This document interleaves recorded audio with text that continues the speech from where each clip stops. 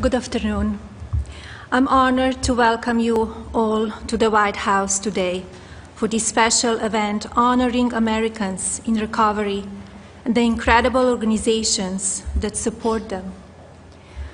I'm grateful to our Office of National Drug Control Policy and to Director Jim Carroll, thank you, for organizing this important discussion. I'm also glad to be joined today by Larry Kudlow, Director of the United States Economic Council. Thank you. And our Surgeon General, Jerome Adams. Hello. Before I get started, I would also like to thank Katherine Burgum, the First Lady of North Dakota. Thank you for joining us today. As well as Patty McCarty, the CEO of FACES and Voices of Recovery, whose organization is playing a key role throughout September commemorating Recovery Month around the United States. Today, we are here to highlight two important themes in recovery: the power of recovery tools and resources in the workplace, and the role personal connection to others plays in achieving sobriety. These themes are also shared in my Be Best initiative, which promotes healthy relationships, strong families, and supporting the people and programs in our communities that give children their best chance to succeed. Finding solutions to our nation's drug problem has always been something I've cared deeply about, especially when it comes to its negative effects on children and families. In my time as First Lady, I have traveled to hospitals and rehabilitation centers around the country and have seen the devastating results of drug abuse and addiction. I have learned that addiction and drug abuse are universal issues that do not discriminate based on income, age, race, or wherever you live. I believe that promoting education and awareness on this issue is critical to overcoming this terrible trend, which is why I'm joining you here today. The coronavirus pandemic has increased feelings of loneliness and sadness. For vulnerable populations, it has also increased the risk of substance abuse. But the American people are strong and always set up to help one another in times of need. My husband and this administration are also committed to making sure no one is left behind and forgotten men and women are not forgotten no more. The guests we have with us today are shining examples of how we can uplift our communities. Businesses, large and small, are represented at this event. Each of them share a commitment and understanding that economic empowerment and the feeling of purpose play an important role in creating sustained sobriety. These are the facts of recovery at work, and I'm inspired by each of your stories. You are not just job creators, you empower the human spirit. I want to thank all of you again for your outstanding work in making our communities a much stronger and accepting place for all Americans. Thank you very much. And now I would like to turn back over to Director Carroll. Thank you.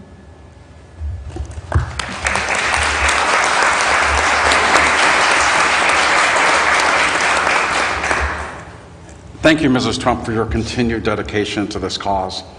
I have a great honor now of introducing you to some new friends, but these are friends of mine that are here today.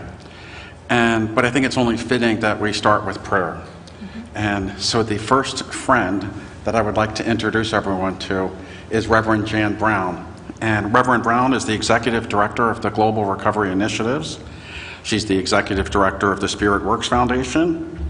She serves as the chairperson of the Board of Directors of Faces and Voices of Recovery, which we'll hear more about in a few minutes. And she's also been appointed by the presiding bishop of the Episcopalian Church to serve on the Commission of Impairment and Leadership. Reverend Brown, would you please lead us? Let us pray. God of all creation, we give you thanks for this glorious day. We give you thanks for the opportunity to come together, to listen to one another, and to share hopes and dreams and possibilities as they relate to issues of recovery in the workplace. We know that purpose and meaning are pillars of recovery. Help us be faithful stewards and intercessors for all in need of meaningful work, engaging with goodwill in this spirited dialogue. We ask that you allow the conversation to unravel organically, that our differences not get in the way, that we be fully present as we are here to do your work in this world. We know that in you all things are possible. Kindle in us your holy fire to allow us to be brave and bold and courageous around this important topic. We pray for those who continue to suffer with COVID-19 and their families and friends and those who are caring for them. We pray for those who are struggling with economic, financial, health, racial, and housing insecurities, and ask that you be with them to remove their fears and increase their reliance on you. We give thanks for the celebration of Recovery Month, honoring the millions of lives that have been restored because of recovery, the families that have been reunited, and the communities that are now thriving. We know that there are many in our midst who continue their struggles. Be with them now. Let them know that you are ever present and only a breath away. We pray for those who have died from overdose and other addiction-related causes. We pray for treatment centers, advocacy organizations, recovery organizations, and all those working to end and to serve those who are in or working toward recovery. Throughout this difficult season of COVID-19 and the ongoing addiction epidemic, remind us to maintain and celebrate our connections. Help us to always remember that we are the face and voice of recovery in this country and beyond. We pray for the leaders gathered here, that you would inspire us to find solutions that promote health and healing for all who have been affected by substance use disorders and any other addictions, and that you would equip us with the will and the skills to make those solutions a reality. Continue in us the good work you have begun. In your holy name we pray. Amen.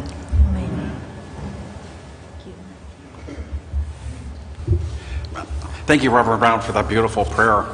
And when we first met, one of the first things that I did was ask her to pray for me and for the office on this issue, that we could continue to be led and guided to do the right thing.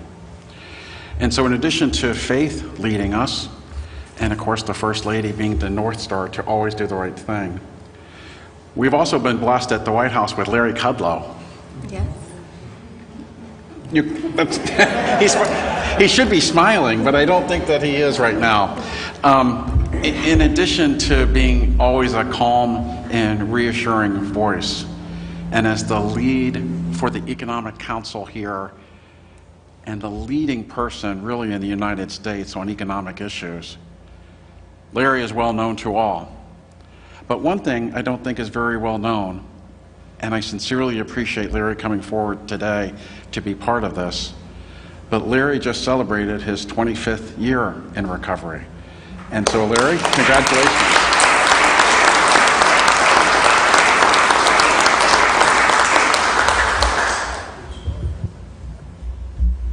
Okay, thank you. Appreciate it very much. Many thanks to the First Lady. I am Larry Kudlow. I just had a 25th sober anniversary, July 1. And I don't want to say too much. My story has been out there for many years. I would just say that when the President and the First Lady offered me this position, which is the greatest honor of my professional life, and I've stayed a lot longer than probably a lot of people thought I would, it would not have been possible. It would not have been remotely possible. It would have been unthinkable that I could occupy such a job 25 years ago. Unthinkable. I was a hopeless abuser of alcohol and drugs. I had tried several times unsuccessfully to get sober. Like a lot of my peers and friends. I went through bloody hell and suffered significant consequences. I'm not alone. Most of us had the same troubles. And I was unemployable. But by the grace of God, I did stay married. My wife is a saint, Judy. I've said that before, I'll repeat it. We've been married 34 years, it's a miracle. But it was difficult. The whole story was difficult. Having said that, I will offer this. It is because of my stubbornness and willfulness and the difficulties and consequences, and the fact that I had to learn how to change my behavior and follow a few simple steps or guidelines. I believe sincerely today that it probably was the best thing that ever happened to me, because it forced me to change and seek a new path and return to faith. I might not have said it at the time, but more and more I've come to realize it down through the years. And so it's an honor for me to be with fellow suffering alcoholics and employers. And I will just say to you, you know, you can get sober. You can. For those who are still sick and suffering, you can. It's not easy, but you can get sober and you can stay sober and you can lead a productive life. And most importantly, hopefully like myself, we can learn to help other people get sober and stay sober so they can be productive and contribute to society and to life. I think it's a phenomenal thing that the First Lady has engaged herself in this battle. Phenomenal. But you're pretty phenomenal. And you know, I've said that and actually written that in columns down through the years. So it is my pleasure and honor to be here with you today. The President has been remarkable. I've known him many years. He brought me into this position. I didn't ask for it. I've served him to the best of my ability. He's been remarkable to me, accessible. We have great discussions, sometimes even debates. He's a remarkable man. And if I get time off for good behavior and write another book, I'm going to write about that, because I sincerely believe it. But I'll also say this, drawing from what the First Lady said about loneliness and sadness, there's nothing as bad as that. You're trying to do good, but you can't. And for me, and I will kind of paraphrase from the big book of Alcoholics Anonymous, it became clear and clear in my life that I was a hopeless alcoholic. And it also became clear in my life that no human power could restore me to sanity. But I learned, finally, that God could and would if he were sought. And I sought him. Whether it's a higher power or some religious power, the fact is I had to acknowledge my problems, my frailties, my powerlessness over drugs and alcohol, and just start over with the help of others. And to this day, and I mean this truly, to this day, in my personal life, I don't make a single significant decision alone, because I have a track record of making bad ones. Instead, I go to my friends, my sober friends, and my wife to get advice and suggestions, and then I follow them. And that's worked for me. It may or may not work for you. I just put it out there. But it's worked for me. Left to my own devices, it was ugly. But leaning and following the advice of others and their sober wisdom has worked for me. And I'm here, helping out with our team. And you too can do exactly the same thing. I don't care what you do for a living. Doesn't matter. This is a disease that has remarkable equality. No matter who you are, you can get it. And I got it. There isn't a day that goes by that I don't think about my alcoholism.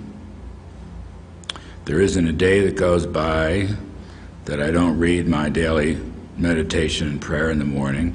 There isn't a day that goes by that I don't call or text one of my AA buddies. And there isn't a day that goes by that I don't say the Serenity Prayer. Not a day, for 25 years. Why? Because I have to. That's all. I need to be reminded of the main issue, which is my sobriety. I may have good forecasts or bad forecasts. I may give the president good advice or less good advice, but the one thing I do, without exception, is go through my meditations and the Serenity Prayer, and oftentimes if things get a little intense around here, just occasionally, I will say the Serenity Prayer again. It works. It works if you work it. I hope you know that familiar phrase. God bless all of you. I'm blessed. I'm lucky, but I'm blessed that I discovered God, that I discovered a higher power, that I discovered 12-step programs, and that I'm able to help out my fellow alcoholics, my fellow countrymen, to give service. It really is the pinnacle of my life. I'm an old guy that came late, but it's been great. Honestly, it's been great. My worst day, my worst day, president can be yelling at me or something goes wrong, it doesn't matter, whatever. My worst day now is better than any day I had before I got sober. And I mean that sincerely. So you can do it. And to the employers who are here and others, give us a chance. Please, give us a chance. That's all we ask. And we will try to own up to our responsibilities and stay the road, stay the path, stay on the right road, and help you. I think recovering alcoholics make great employees, myself. And that's what makes it such a great thing that the First Lady and my pal Jim and Jerome have come to help in whatever capacity we're here, official, personal, whatever. It's very rare for people to do this, what you're doing, ma'am. So we love you for it. We really appreciate it. And if you'll permit me, I'll just end with this thought. God, grant me the serenity to accept the things I cannot change, the wisdom to know the difference. God bless all of you. And let's all stay on the happy road of destiny as sober men and women. Thank you, ma'am. You can see why we all love Larry and love having him here. We're also blessed to have someone in the administration, and I'm so blessed to have him as a friend. We have the nation's doctor who is firmly committed to safeguarding the lives of all Americans.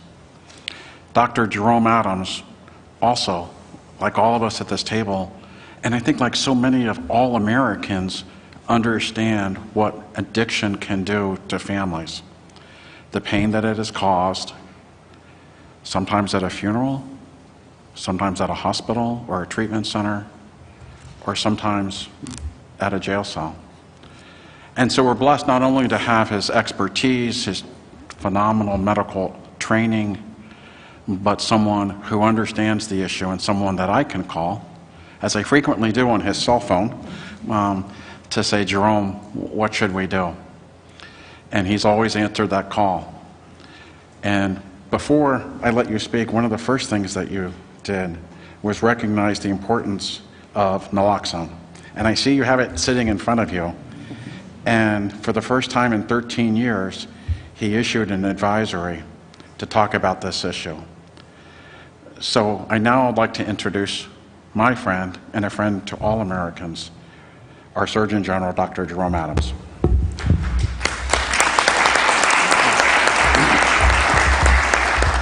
Well, good afternoon, everyone. Thank you all for being here today to lift up the lives that have been affected by substance misuse all across our country, especially during this incredibly unique and challenging time. I'm happy to be here alongside my federal colleagues, and I got to tell you, 3 years ago, when I took this job, I would have never predicted that two old white guys, Larry Kudlow and Jim Carroll, would be two of my best friends at the end of all this. But they truly, truly are. And I also have to give a shout out to the passionate and compassionate leadership of our First Lady. Do you know how special it is to have a First Lady visit women who are in a neonatal abstinence syndrome clinic? That's powerful. When we talk about busting stigma, that was a moment that I will just never forget, and I will always appreciate and thank you for, because as Larry has said, far too many people for far too long have felt unheard, and you made so many people across the country feel worthy and feel heard simply by your presence. So I just want to thank you for that. And I'm so happy to see the depth and breadth of organizations around the table and coming together here and every day to curb the many epidemics we're facing in this country: viral, chronic disease, and of polysubstances. As you all know, September is National Recovery Month, and while the observance itself only lasts a month, it sends an important message that should serve as our guiding light all year long. That message, the one Larry powerfully just helped us become a little bit more familiar with, is that recovery is possible. It's a message that I try to carry with me everywhere as I meet with individuals in recovery, as I meet with their loved ones, and health professionals and community members seeking to provide support.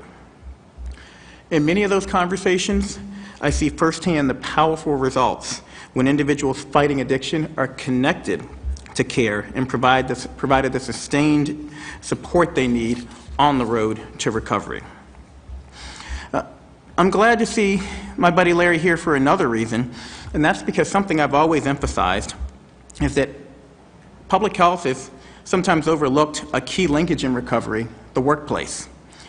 Even if it's virtual, as it is right now, I'm convinced the workplace remains a critical component of support to those who are struggling with addiction.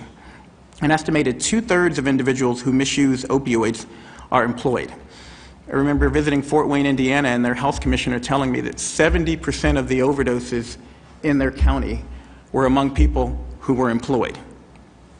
Given how much time employees spend at work and the powerful grip of addiction, it is possible and likely that many of these individuals will turn to substance misuse while on the job. The substance misuse rates in key industries are very high, such as the accommodations and food services industry, construction and mining. And SAMHSA's data tells us that 1 in 5 employees in the accommodations and food industry report illicit drug use in the last month. 1 in 5. Substance misuse and addiction is not only harmful to our health, but it also leads to absenteeism, high turnover rates, workplace injuries, and reduced performance on the job, and it's why we must address it holistically. On the other hand, and this is critical, we know that gainful employment is an important part of getting and staying healthy. Along with stable housing, having a meaningful and adequately paying job is one of the best predictors of successful recovery. And I visited places like Belden, like Grayston Bakery throughout the country that give people a chance to work and have found that, as Larry has exemplified, they are often the most loyal and consistently productive employees that a company has once you give them that chance. We know that having healthy employees, workplaces, and communities helps our businesses thrive. And what's good for health, both mental and physical, is good for business. An important and still too often missed touch point for recovery is when individuals overdose. That's why my office, as Director Carroll mentioned, is focused on putting naloxone in the hands of community members in an effort to reduce opioid-related overdose deaths. In April 2018, I got mine. Fantastic, fantastic. In April 2018, I issued the first Surgeon General's advisory in more than 10 years, highlighting the importance of naloxone and how we can use it to help curb opioid overdose deaths. And if Secret Service doesn't kill me, I'm going to demonstrate to the First Lady how to use naloxone. Put your finger over it like that, and you just push. So, give us a push. That's literally how easy it is to save a life. That is how easy it is to save a life. Any of us can do it. One-time use, yes. That's the intranasal form. This is the auto-injector form. Since the beginning of this administration, we've seen a more than 400% increase in naloxone dispensed, and this amounts to real lives saved in communities across the country, thanks to all of you, because we put the word out, we demonstrate good behavior, but you all are the ones that are making it happen on the community level. And I know first responders have made great strides to make sure personnel carry naloxone while on duty. So I'm grateful to ONDCP and CDC for formulating guidance for our frontline heroes, including law enforcement and firefighters, in delivering this life-saving drug while staying safe from COVID-19. I want you to hear me say this. COVID-19 is not an excuse to not deliver naloxone to someone who you suspect of having an overdose. It is a low-risk endeavor to deliver naloxone to someone, but there is a high chance that you could save a life. It's also important that we encourage those beyond our traditional first responders on how to use and to carry naloxone, including employees, employers, teachers, coaches, parents and friends, and first ladies. Speaking of engaging in and working with new and non-traditional partners, I'm also committed to working diligently with communities to address the opioid crisis from multiple angles. Any of you all remember this guy called C. Everett Koop? One of my predecessors. He looked a little bit different than me. He was a little bit older, had a big gray beard. Well, in the 80s, he put out a pamphlet called Understanding AIDS to every household in America. Anyone remember that? Detailing ways that everyone could get involved to stop the HIV epidemic. The opioid crisis calls for a similar approach, but my office took a 21st century slant and issued a digital postcard to educate Americans about the opioid crisis. The postcard provides tangible actions that every single citizen can take to raise awareness, prevent addiction, and stop opioid overdose deaths. And I hope you'll visit my website at surgeongeneral.gov, download the digital postcard, and share it with your loved ones, share it online, share it through your social media channels. In addition to the postcard, encourage others to share their stories, as Larry has done, in an effort to educate and to reduce stigma. We know addiction is complicated, and we must work to help everyone understand that it is a disease and not a moral failing, and that it can happen to anyone. Reducing stigma can lead to better health outcomes, but if we don't, I remain convinced that stigma is and can continue to be one of our biggest killers. Unless our loved ones and their families feel comfortable seeking help, we'll never be able to get it to those who need it the most. And that's why I also want to give a shout out to First Lady Burgum from North Dakota, who's been very public with her story. That's how you bust stigma, with a First Lady of the United States visiting moms with substance use disorder, by a First Lady of North Dakota sharing her story, with Larry Kudlow in the powerful position that he's in, sharing his story of recovery. And I personally know the effects of how substance misuse and addiction can hurt not just the individual, but their entire family, friends, and broader community. There's rarely an individual suffering from addiction. There's a community around that individual who is also suffering. And my own baby brother, Philip, struggles with mental illness and self-medicated to cope. The good news is that together we've made headway in improving treatment for substance misuse, and my little brother has more of a chance than what people have had in the past. While treatments and services are increasingly available and accessible, We still have far to go to ensure that every person, regardless of race, ethnicity, gender, or geography, receives the support they need to recover. And like many of you, I want to help not just turn the faucet off, or to turn the faucet off, not just mop up the flood. We must all continue promoting and investing in interventions that prevent addiction in the first place by treating mental health conditions and integrating mental and physical health, by raising awareness of and working to prevent adverse childhood experiences, by promoting trauma-informed care.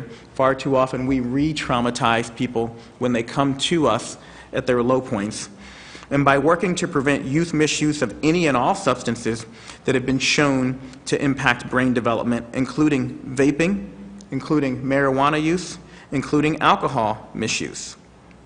So in closing, I'd ask that you please join me in this important work and continue your efforts to empower and enrich our communities, one person, one family, one workplace, one nation at a time. I know we can do it. The proof is around this table. We just need to help everyone else understand addiction is a disease and not a moral failing, but recovery is possible. Thank you.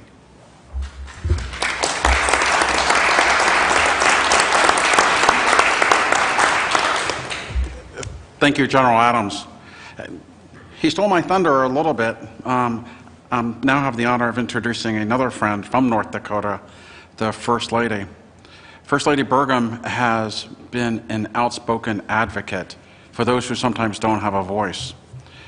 And as she celebrates 18 years in recovery, what she is doing is making sure that folks not only back home in North Dakota are able to escape the stigma of addiction.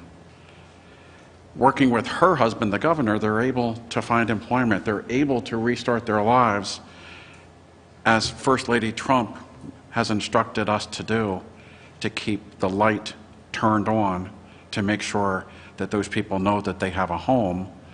And thanks to the employers in North Dakota, and as evidenced here at the table, across the country. And so as the First Lady and as the chair of the North Dakota Office of Recovery Reinvented Advisory Council, I'd love to introduce you all to my friend, the First Lady of North Dakota, Catherine Burgum.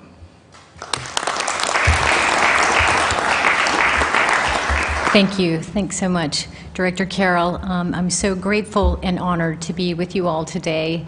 Thank you so much for including me in this important discussion, and thank you for the incredible work the Office of National Drug Control and Policy does to support and care for so many people across our nation.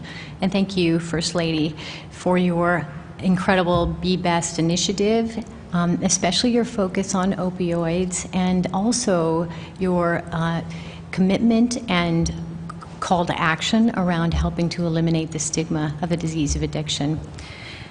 So, as everybody knows, September is Recovery Month, and as Director Carroll mentioned, I am 18 years now in long-term recovery from alcohol addiction, and I am deeply grateful for that, because I too, like Larry, would not be here today at the White House. I don't know where I'd be without my recovery, so I'm deeply grateful. My struggle with addiction started when I was young, when I was in high school, and followed me for 20 years of my life, including 8 years of relapsing. Two things were really important to me in finding recovery. One was asking for help, and the second was an incredibly supportive work environment and a deeply understanding team leader that was pivotal in helping me find recovery. When I became First Lady, I decided to share my addiction and recovery story publicly, which I had not done before, and at that point I had 15 years of recovery. That led the governor and I to start an initiative called Recovery Reinvented, which actually started as a one-day event focused around eliminating the stigma of addiction, but has really morphed into a statewide initiative with a lot of people focused on a lot of efforts around eliminating stigma. Those early years that we've hosted the conference, we've had it for 3 years now, we really had a population and an audience that was already deeply engaged in behavioral health and recovery and addiction. We decided to pivot and focus, about a year ago we decided this, and focus on corporate America a non-traditional audience that could really make a big impact in eliminating stigma. So this year at Recovery Reinvented, one of our initiatives, we have another our fourth Recovery Reinvented will be happening this year on October 28th. It's all virtual, but our initiative is, one of them is focused on eliminating the stigma of addiction and building recovery support in the workplace. So when we pivoted to this a year ago, I decided that in my speaking engagements, I would focus on businesses, and I would focus on eliminating the stigma of addiction. So I spoke to two really big audiences. One was the Chamber of Commerce for all the little cities across the state of North Dakota, and the second was at the Amazon Web Services Public Sector Summit. And then I decided to, at those events, ask people to stand with me and be a face and voice of recovery at these big business events, which you could have heard a pin drop when I asked people to stand with me, and people did. And then there was thunderous applause and support for those people. And that's really what a recovery-friendly workplace should be like. It should be an environment where there's no shame in admitting that you're in recovery and that you're a face and voice of recovery, or that you're a person that's struggling and might need help. In North Dakota, we are all in on the concept of peer support specialists or peer recovery specialists. And there are two reasons why we're all in on that concept. And one, it's because 50% of our state is rural, and we're never going to have all the behavioral health services that we need to reach people struggling in all corners of our state.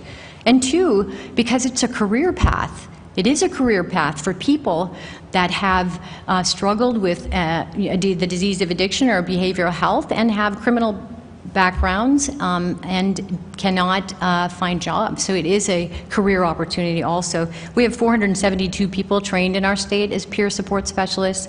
We have a certification for them, and Medicaid reimbursement is now in effect for that service in our state. At this Recovery Reinvented event that we're going to have on October 28th, we are focused on we're focusing on a lot of people. We celebrate people that do things differently related to helping other people who struggle with the disease of addiction. This year we're focusing on a company called Solid Comfort, which makes furniture for companies like Marriott, Hilton, Wyndham, and Best Western. 75% of their current employees either struggle with addiction or have criminal backgrounds or been incarcerated. So they attract this underdeveloped and underutilized pool of candidates through their program called Solid Start. They actively recruit team members that were incarcerated. They participate in job fairs behind the prison walls. They maintain relationships with probation and parole officers, local judges, and drug court administrators to keep that steady pipeline of people coming to work at their location. They believe that the greatest benefit isn't about good business for them, it's about communities they serve, helping empower people with second chances to remake their lives. And they know that when we all do better, we all benefit. So in closing, I believe the two most impactful recommendations that I can make today to support building recovery-friendly workplaces are, number one, encourage businesses to contract with peer support specialists as an extension of an EAP program. And number two, have senior level executives and managers focus on eliminating stigma by talking openly about addiction and mental illness, which can turn into a culture of openness and a safe environment for employees to talk about the issues that they face. It starts at the top level. It's not only a human resources function to create culture in organizations. So thank you again for inviting me to be a part of this discussion today.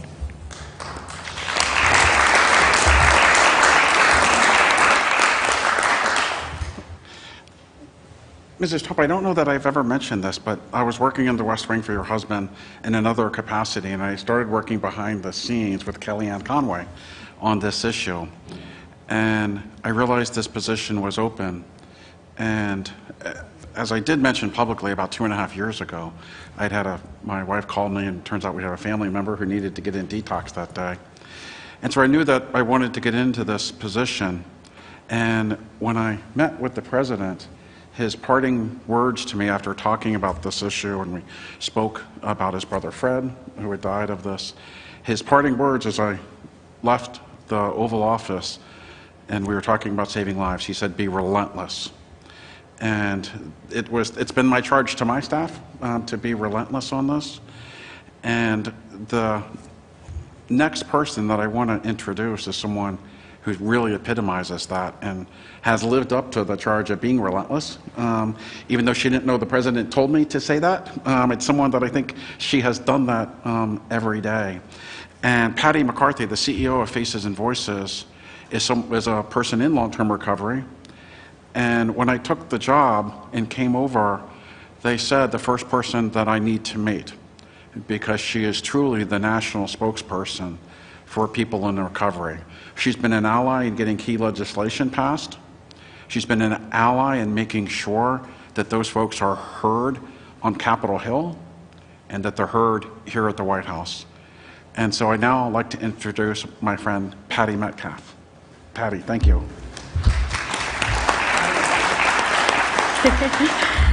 Good afternoon and happy Recovery Month. It's great to be here. I am Patty McCarthy and I am a woman in long-term recovery. And for me that means I have not used alcohol or drugs in over 30 years.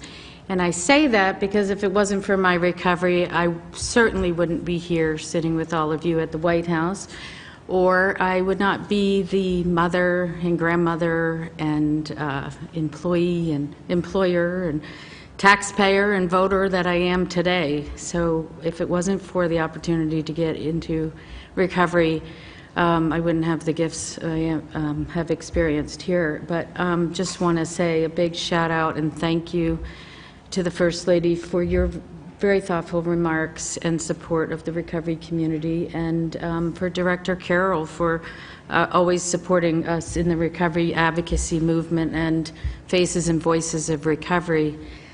It was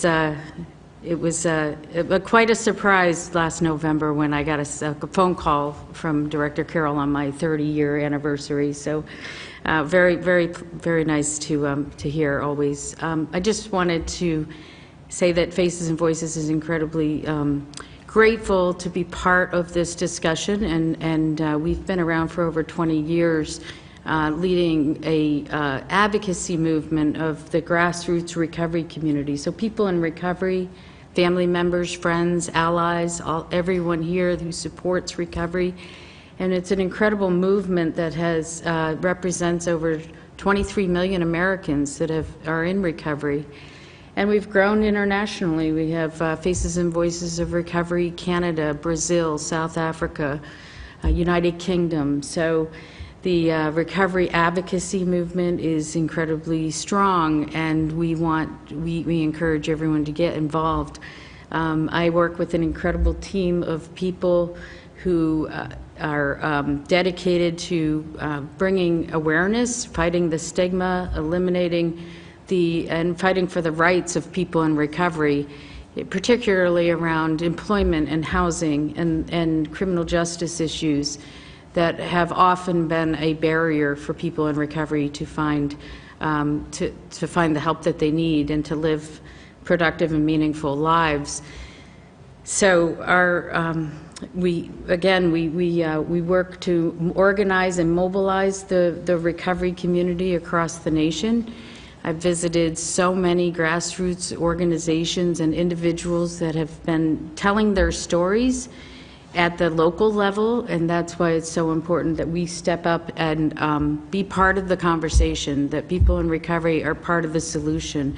And we know that recovery is not only possible, it's not only probable, but it is the expected outcome when the appropriate treatment and recovery support services are made available.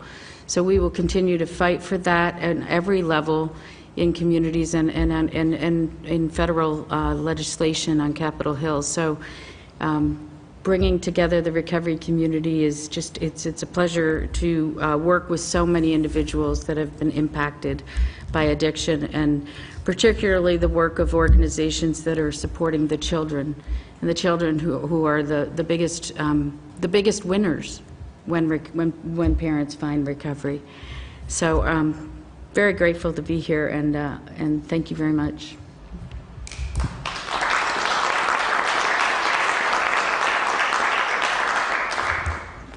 Mrs. Trump, I know you have another obligation to go to. Well, I have a surprise. I changed my schedule. Oh my gosh.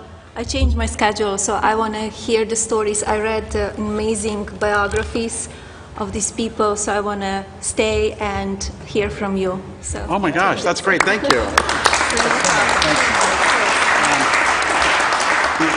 You can see why we're so blessed to have Mrs. Trump as the First Lady and so dedicated to this issue. You know, Larry, you said a minute ago, you know, that when you're in the Oval Office and the President raises his voice at you. We've never had that. I really don't know what you're talking about. It's just you, Larry. Yeah, it must just be you, Larry. The toughest person in the room, really, for me to win over probably was Mrs. McCarthy. Patty, you know, I think wasn't sure when I came in whether or not I was going to be the advocate, but having a family member and having you with Philip and having a family member, and Patty's not shy about, I said I'm not shy about picking up the phone and calling Dr. Adams. Patty's not shy about picking up the phone and calling me. That's a compliment, actually. So at our office, it is important that we have people like the folks we've introduced so far nearby to make sure that we're doing the right thing. But it's also critical to make sure that here at the White House, in my office, that as the principal drug advisor of the President, that we have people much closer by to me who can make sure that I'm doing the right thing. And so to begin the next part of the panel is one of those people, and my colleague Peter Gamond, who's been working at the Office of National Drug Control Policy for 10 years and is a person in long-term recovery. And before Peter begins, I'd also just like to recognize that we have other people in the audience today who might not be at the table, but who work at the White House who have been on the other side of recovery. But they're here today, and they know that recovery works. We've also had parents here who have lost a child, and we know how difficult this must be. But we're blessed with Peter, who's not particularly shy either about making sure that I'm doing the right thing for people in recovery. And so, Peter, if you could take over the next portion so the First Lady and I can listen, that would be fantastic. Absolutely. Well, my name is Peter. I'm a person in long-term recovery. And that, for me, means, among other things, that I could be sitting at a table like this today. And I think a lot of us can imagine how far away that might have seemed at certain points in our own experience. What I'd like to do today is, for everybody who hasn't been introduced so far, if you could just quickly tell us your name, tell us the organization you work for. No long introductions, because we want to keep the time so we can talk about the issues, talk about what works, what doesn't. So why don't we start right here with you, Douglas Kiker, Mr. Kiker. Hi, I'm Doug Kiker, and I'm here representing Retrofit Careers, now ecoverycareers.com. And I'm an employer. I've been in the construction business for 36 years, and I'm also in recovery. And in that time, I have put a lot of people to work that are in recovery, and I can tell you people in recovery make great employees. I've been doing this on my phone at night, and I spoke to my co-founder over there at Dan about it, and he said, well, why don't we start a website? And we looked around because we thought there had to be a website dedicated to putting people in recovery to work with people who were interested in hiring those people, and there was none. So we started a company called retrofitcareers.com, and there's been several challenges to bring employees, to bring in employers, and to let people know we're here. I'm in construction and Dan's in sales, and we funded this by ourselves so far, but I have a lot more to say about it, but in the interest of time, I'll concede. Thank you very much, and it's an honor to be here, and thank you very much. We can go right down the line. Thank you, Jim. My name is John Moser. I'm with Tony Luke's in Philadelphia, if you can't hear by my accent.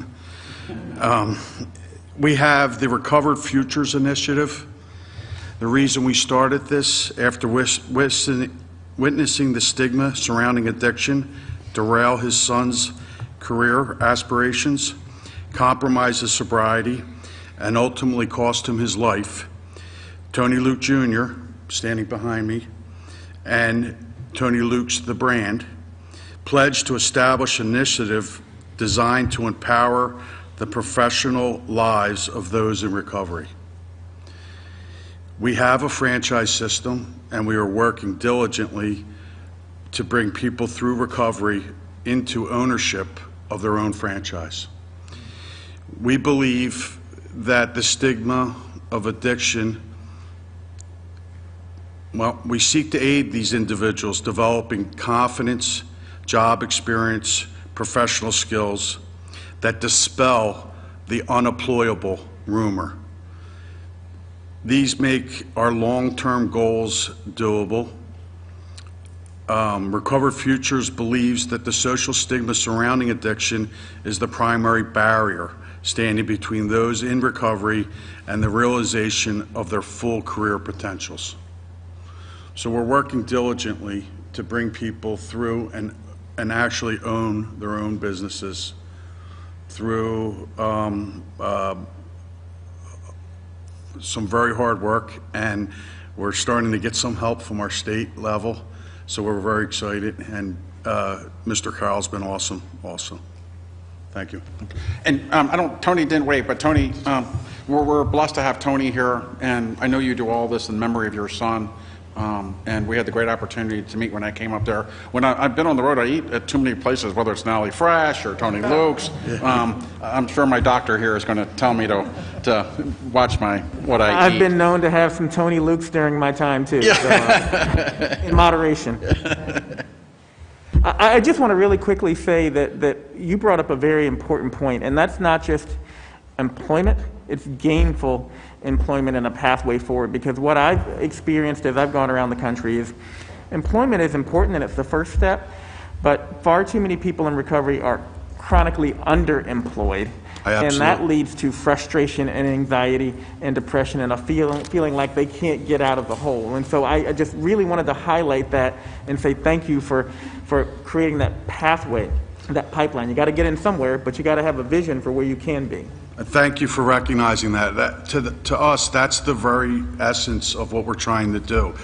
Everyone that we've met and worked with in recovery are super intelligent people, extremely intelligent, I should say. Unfortunately, I feel the stigma has put these people into dead-end jobs. There is no stigma in our operation, not at all. And we are working for that. Thank you for pointing that out. I appreciate that. Thank you. And as we move along, if we could try to be brief, because we do want to have a discussion across the table, too. Thank you. I'm John Moinzad. I am the founder and owner of Forged Modern and Ventana's Sober Living. I am a designer and an artist, and I am also in recovery, grateful to be in recovery. What I have done is I've transitioned what I used to do to change people's atmospheres to actually changing their lives. We create a line of beautiful architecturally significant furniture that is for commercial and residential use. A percentage of those proceeds go to support people in their continuum of care through a beautiful, rewarding, sober living program that's open-ended.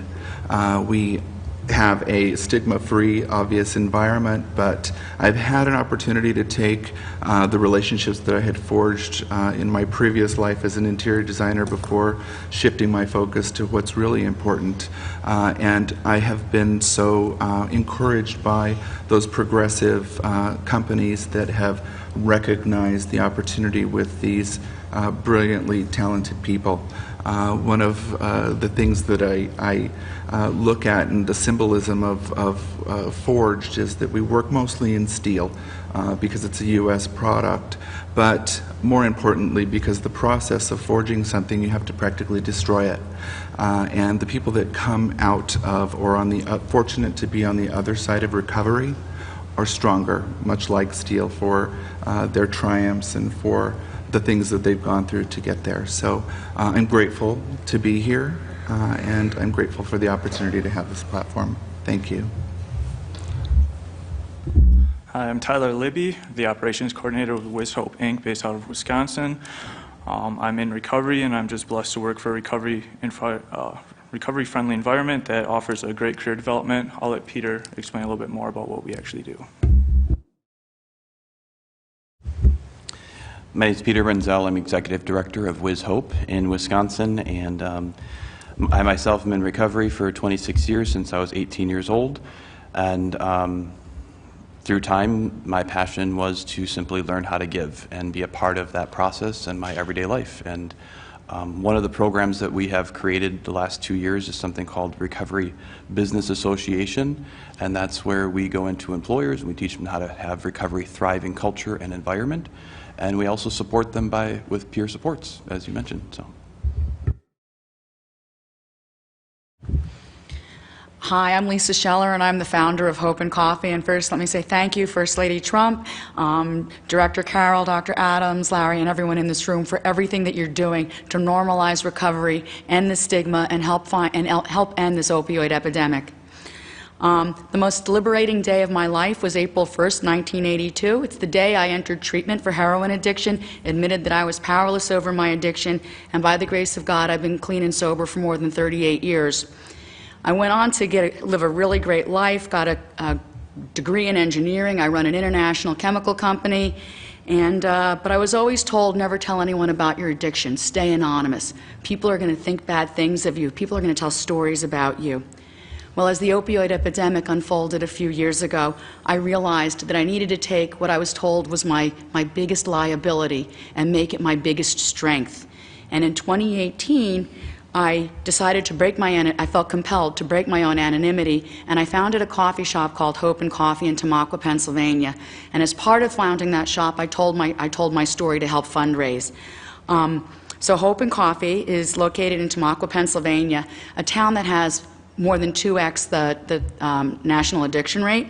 It's the town that I grew up in, and it is a coffee shop that employs addicts in early recovery. And as we know, these folks like me, can't get a job because spotty employment history, criminal background, lack of education. It's a family-friendly shop that has become the community focal point. The people who go there, I've also created a partnership with our local community college so that our baristas, who are very grateful for their sobriety as well, can get vocational training and then graduate and become part of the general workforce and lead clean, sober, better lives. I've made it my own personal mission to elevate the cause and eliminate the stigma of being in recovery, that someone in recovery can aspire to anything. And this year I decided to run for U.S. Congress. But I'd like to say my director of Hope and Coffee is here. She's amazing, and we'd like to all invite you to come to Tamaqua, Pennsylvania, and see what recovery looks like and how we are changing the conversation around addiction and recovery, one conversation and one cup of coffee at a time.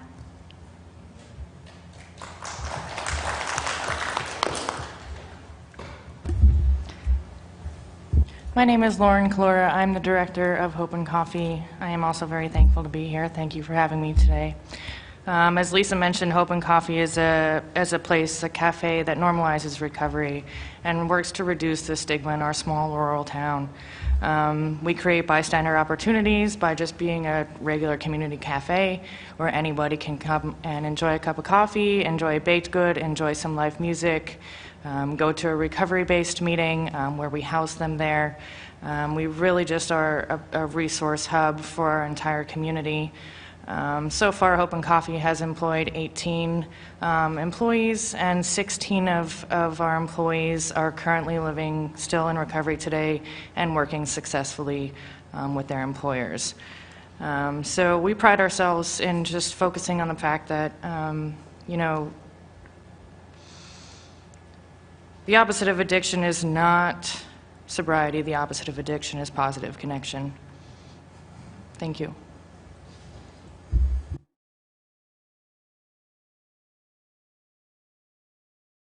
Sorry. Good afternoon. My name is Brian Corson. I'm the founder and executive director of MVP Recovery. So we're the largest and most comprehensive recovery program in the region. We're about 15 minutes from Philadelphia. And I come here to you today as a father of 3 young children, as a member of the community, and specifically as a person in long-term recovery myself. I'd be remiss not to say that a little over 16 years ago, I wasn't invited to just about anybody's house. So for you to have me at the White House today, I want to thank you very much. And for anybody that's watching this or listening to this, if that doesn't show that recovery is not just possible, but recovery is amazing if you really stick and stay and utilize what is available. And when we talk about recovery at MVP Recovery, we talk about what SAMHSA identifies as the 4 components of recovery, and that's health, home, purpose, and community. Those are the things that an individual needs to be in a program of recovery, and that's what we focus on. As we've identified treatment and different things like that that help people get to that point, here at MVP we identified that there was more to obtain and maintain long-term recovery. And when we talk about purpose, employment comes so hand in hand when we talk about having a purpose. And what we were seeing is individuals in the midst of this epidemic coming into us, and they're 19 years old, and they have a criminal charge behind their substance use, and that felony is following them for the rest of their life. And we're telling them that anything is possible in recovery except for these certain jobs over here. And that's something that we're looking to, with the assistance of individuals like you here today to work on that, because as everyone's talking about, when someone gets sober and someone gets in recovery, sky's the limit, and we see that every day. And when we see barriers that are put in place that is not the individual's full-on responsibility, but is a consequence of this disease of addiction, we want to help support them and move them forward with that. Like most things, as we identified these issues, I'm sure it's the same thing here at the White House, is we identified these issues, and my wife came up with the best ideas for it. So I'm going to have her share what programs that we established here at MVP, but I want to thank you for having us here today, and thank you for your commitment to this. Thank you. Good afternoon. Thank you for having us, Dr. Adams, Mr. Carroll. Thank you for having us. Good afternoon. Thank you, Mr. Adams, Dr. Adams, Mr. Carroll, First Lady Trump, and Mr. Kudlow. As you did share, I am a person in long-term recovery, and as it says in the big book, you will be rocketed to the 4th dimension, but boy, this is a trip. To be here today, I'm very grateful.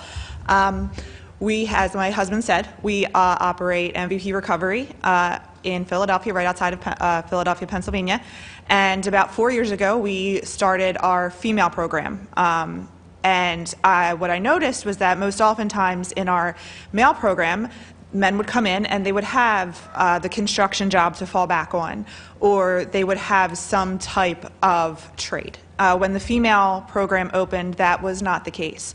And I would see women, moms, that were trying their hardest to get back their kids, that were trying their hardest to pay their rent, that were trying their hardest to walk away from their past and to walk away and to really try to attack their trauma, being told no, you can't be hired here, or yes, you're hired, pending a background check. And every time they were told no, they were re-traumatized. And I came up with the thought of second chance employment. And that is essentially to give these people, and not just the women, it is now a full-on county-wide initiative, to give these people that are in recovery the chance to get a job. And once people give their hope to them and give them a job, they're the best employees. From that has stemmed second chance parenting.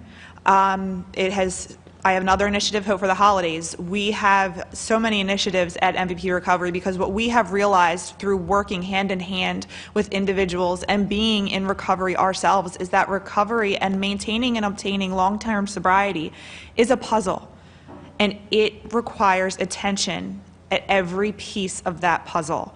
And part of that, again, is employment and purpose. So thank you for having us here.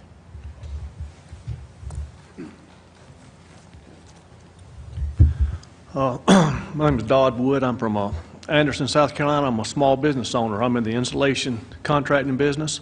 So I'm a small business in a small town, and it's just a blessing to be here to have opportunity to speak and listen to these wonderful stories and this group of people. And I just want to say that it's a blessing. But my story of recovery is never had to be a recovery. Thank the Lord I've never had an issue with substance abuse, and I know it's a blessing. But I do see it. I see it every day, and I try my best to hire and promote and give the opportunity and chances to the gentlemen in our community who do have problems. And that's what I've found so many times is they're shut out of so many opportunities. And with what I do in the insulation contracting business, it's not a very glamorous job. It's usually a starting point. But I try to tell the guys as I hire them to start off at this level of work that I'm giving you the opportunity. Show me what you can do, and we'll help you find a better job as you prove yourself. And that's what I try to explain to you. Mine's the first step. Mine's the opportunity to show that you can do the work. And if you're better at it and you want a better job, I'm going to help you find. If I find a better job, I'm going to take it. That's what we're here for.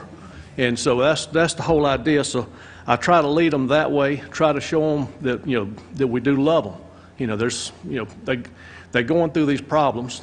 They think their life could be at a dead end, but it's not. They can always start over. You could end up working for President Trump at the White House. That's how far you could go if you're dedicated and you want the if you do what you're supposed to do, you have the self-control and self-esteem to do it. But I just try to give them as many opportunities as they can, because that's the biggest gift I can give them is the opportunity. If they show me they can work, I can promote them as far as I can promote them, but most of all, I can help them find their next step, their next job, and hopefully have them reconcile with their family or whatever it is they're trying to do, because it's the most important thing. They know they can talk to me. I'm there to listen to them. We have a devotion once a week with all my guys that if they're interested. But I just want them to know that it's not. This may be honestly may be a bad job. It is. I been doing it all my life. I know what a bad job. I mean, it's not fun. It's not a good one. But you have to start somewhere. Teaches you good work ethic. Get your self-esteem up, and we'll go to the next step. So, thank you. Well, one other thing, and before we jump on, I just want talking with Brian, Christine, and Dodd is I know Secretary Scalia wanted to be here today from the Department of Labor, and the statistics show. I mean, this isn't just us sort of feeling it. The statistics show that employees in recovery are the best employees. They're so grateful. We have the opportunity to work. Whether it's for the President of the United States, whether it's to work, for you in Carolina, to work at the restaurants, it's that opportunity, to be able to, start over again and have someone believe in them. And so the statistics show what we feel. So thank you. And we recognize that. One of the things I want folks to think about, and we won't have time to hash through all these issues today, but one of the things we want to know from a federal perspective is how can we help people like you? Because you've got the heart to do the right thing, but we also have to be realistic that you run an insulation company. You're not a psychiatrist. You're not an expert on medication-assisted treatment. You're not someone who is necessarily equipped to deal with the issues that will come up, we know, for people in recovery. But we know that those supports are available in the community. And so we want to understand what we can do to better create that connectivity between the support services that are probably already right there in your community, or that we can help make available in your community, and the opportunity that you're giving people so that they can be maximally successful in recovery. Thank you. Appreciate it. Hi, everybody. I'm Julie Funkhauser. I'm the co-founder and CEO of the Recovery Connection, and I just have to say, it is beyond an honor and a privilege to be here, and I hope I'm not the only one that was totally nervous this morning about this. but I do have to share with you, after hearing your story and First Lady Trump and just everybody having an opportunity to share words and meeting the folks that I've met so far, it just shows me time and time again that recovery is everywhere, even in the White House. And so I must say that I'm not very nervous, you know, because I sense the love and I sense the authenticity and the sincerity, you know. But I am a person in long-term recovery. I celebrated 12 years back in April, and I'm originally from Northern Virginia. I am out in Winchester, Virginia, which I don't know if anybody's familiar with that. It's kind of out there. But my, so the Recovery Connection is a transitional living program for women that struggle with substance use disorder. My partner, well, she's my best friend as well, Meredith Spear. We, 2 years ago, we just celebrated our 2-year anniversary of being open, and we are peer-based as it stands right now. We believe in, I'm a certified peer recovery specialist, and I'm a certified Narcan trainer too. So, yeah, but we believe in cultivating a culture of transparency. You know, we are small right now. We're in the process of expansion beyond one location, and we are becoming residential treatment and not just, so we're incorporating clinical services, which is very exciting. And so I'm looking forward to having a discussion in regards to, at least on a state level here in Virginia, some of the challenges that we face in employing people in recovery in a clinical setting, because oftentimes their records haunt them. And so, you know, that's something that we face on a regular basis because we're in the hiring process right now. And, you know, I have a line out the door of people in recovery that want to work for us because they believe in that unspoken automatic empathy, you know. And we can't. Because there's, you know, legislation that blocks that. So, so I'm looking forward to having a discussion. I am also a mental health and recovery advocate, and I didn't intentionally sign up for that. Unfortunately, I lost my husband, Danny, to an overdose on September 11th, 2018, an already very solemn day. And so, you know, coming up on the 2-year anniversary of that, I kind of, you know, after his passing, you know, the events leading up to his decline were indicative of some gaps that existed in the system, and every crack that was there, he fell through across several different entities at the crisis level. And so I found a passion in advocating for different types of crisis intervention services, and I just wanted to share, I'm thrilled that in the state of Virginia, as of July 1st, a piece of legislation, SB 903, known as Danny's Law, was passed uncontested. So that's trying to laying a foundation to provide standard operating procedures and how substance use related emergencies are handled in the emergency rooms and hospitals. So I will close with this very, very quickly. When I decided to dive into advocacy, I didn't know what I was doing, but I remember saying to my dad, he has 36 years in recovery, and you know, he said, "You're going to do this, kiddo," and I said, "One day I'm going to get to the White House." Guess what? So thank you so much. We have about 7 minutes left, and we have 3, 4 people to speak. So if we could keep that in mind so that everybody gets a chance to speak. Okay. Doc, the director, First Lady, and Larry Kay for having us here. My name's Greg Nally. I'm a chef and founder of Nally Fresh Restaurants in the Baltimore region. Fortunate to have 11 locations. 3 of them I solely use for what I call second chance. And it's not just drugs and alcohol. It's rehabilitation from prison and a lot of other things. What I found, and you know, instead of having all my 11 locations with folks in recovery, I feel it's better to have 2 or 3 and have more of a concentrated,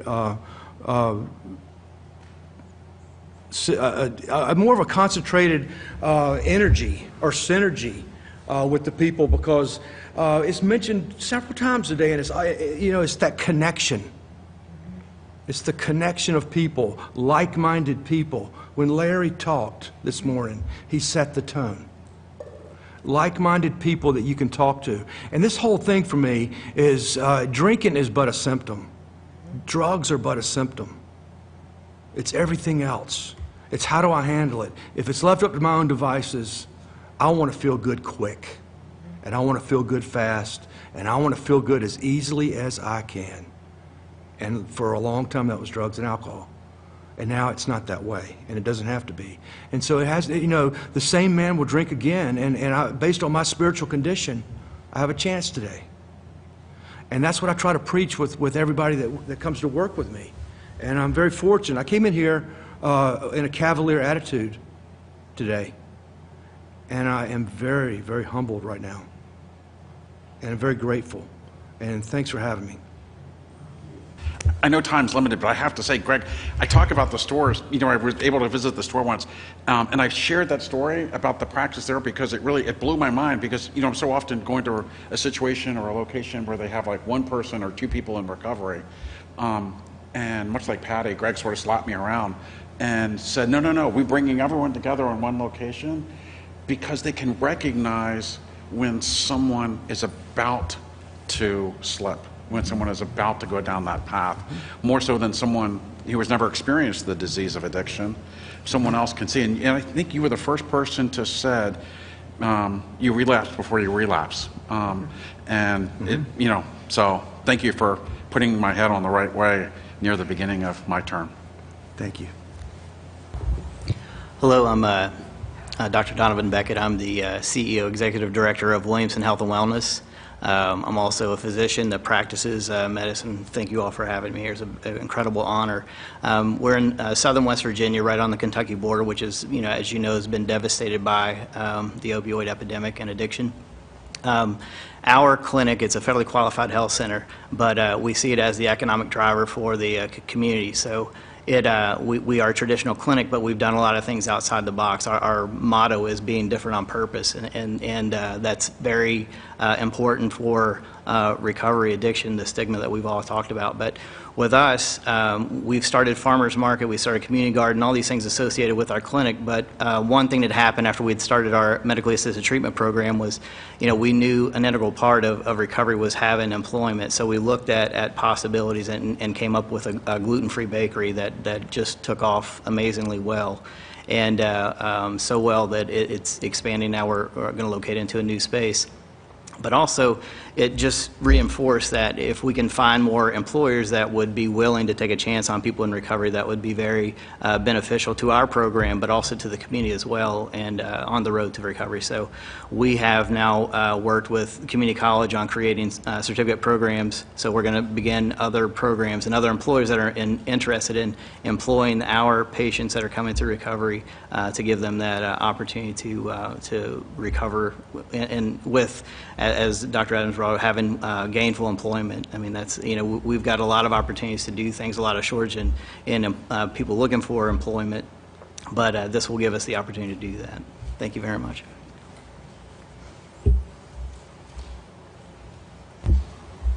Good afternoon, everyone. My name is Keegan Wicks, and I'm a person in long-term recovery. I am with Faces and Voices of Recovery, and specifically I just want to spend a moment to talk about the word connection that's been referenced throughout the day today. I think that is such an incredible description and something to carry with us as we travel through all of September during National Recovery Month. We are at Faces and Voices really fortunate to be afforded the opportunity to coordinate efforts for National Recovery Month in our 31st annual celebration. I encourage all of you to continue to follow along and celebrate with us and in your own events and in your own communities throughout America, and for that I'm grateful. Thank you. Dr. Tracy Strawberry, and grateful to be here. I am also the wife of former Major League Baseball player Darryl Strawberry, whose story has been very public, so addiction and alcoholism can affect anyone. I also have 21 years in recovery from an addiction that I had to surrender custody of my children. So we are strong advocates of reconciling the family. We are also strong advocates for the communities of families, individuals, but also our children within the high schools, family development resources to reconcile the family and the individuals. So we provide resources, and for sake of time, also private sector of what we do. I started Finding Your Way, Inc., and in the private sector, I go and I create programs for employers, organizations, churches, any organizations. How do we handle the issue of recovery? How do we remove the stigma, and what do they need, and how can we meet that need? The community is ready, and I want to thank each and every person, because recovery would not be possible without each and every person here at this table or outside of these four walls that participate in the recovery community and do what they do. First Lady, I thank you from the bottom of our heart, our deepest gratitude. Thank you for the position that you take and stand in helping us break that stigma, and for all that you do. Thank you.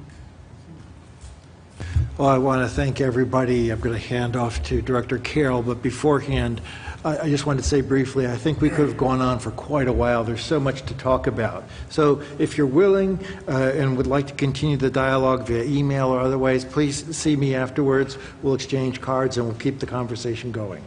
With that, I'll hand off to Can I Director ask Carroll. a favor of you and Director Carroll also? One of the things that I think is critically important is that we find a way to start to publish and catalog each of your stories and experiences, because we know that to some extent having it in the published literature then leads to the evidence base that's needed to create new policies and to further facilitate funding and resources, and that's one way of busting stigma. And so I actually have a Surgeon General's report that's coming out in October on community health and economic prosperity. And we talk about recovery-friendly workplaces, but we also talk about other businesses that are investing in their communities in an array of ways. But I think one thing ONDCP could do, and I would love to work with you all on this, is figure out how we pair you all up with some academic centers and actually start publishing some stories, some vignettes like they do in the Harvard Business Review, to say this is a proven way of increasing your workforce. It doesn't provide extra legal liability. One of the problems that I've found is that any of you all who own businesses also have lawyers whose job it is to protect you, and they have they're subject to stigma also.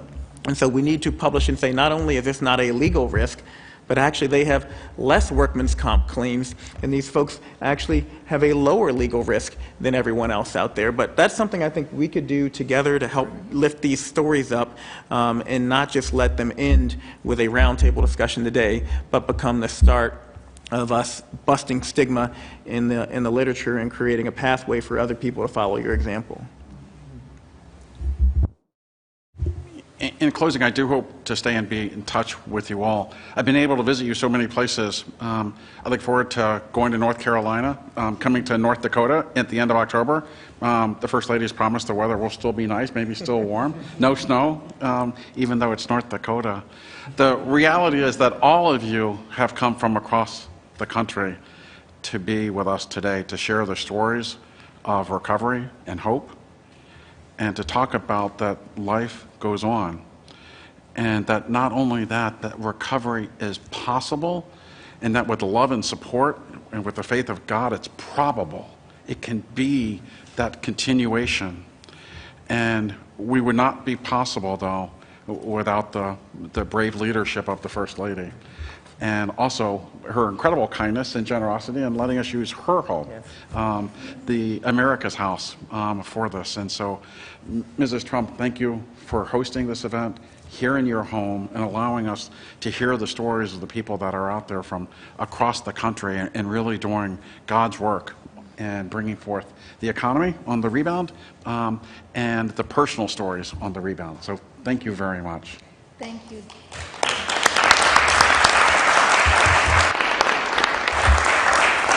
Thank you, Director Carroll. Thank you so much for sharing your stories, and congratulations to all of you. Please work hard and get rid of stigma.